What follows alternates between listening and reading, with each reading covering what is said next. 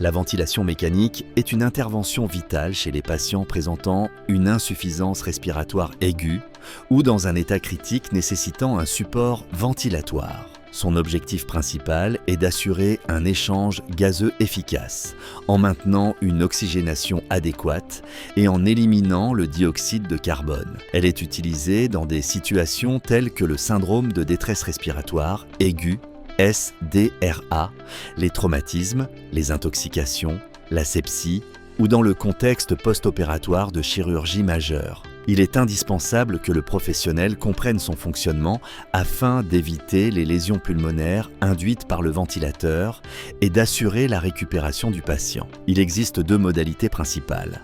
La ventilation mécanique invasive via intubation orotrachéale ou trachéotomie et la ventilation non invasive, utilisant des masques bien ajustés. Les modes ventilatoires varient selon le besoin clinique, contrôlés par volume ou par pression, spontané, assisté ou mixte. Les paramètres de base à ajuster incluent la fréquence respiratoire, le volume courant, le rapport inspiration-expiration, la FiO2, la PIP et la pression inspiratoire maximale. La surveillance continue des gaz du sang artériel et des paramètres respiratoires permet d'ajuster la thérapie en temps réel, garantissant l'efficacité et la sécurité du traitement. La gestion correcte de la ventilation mécanique nécessite une stratégie individualisée qui minimise les lésions pulmonaires, évite l'autopipe et permette une sédation adéquate. De même, il est fondamental de planifier le sevrage progressif du respirateur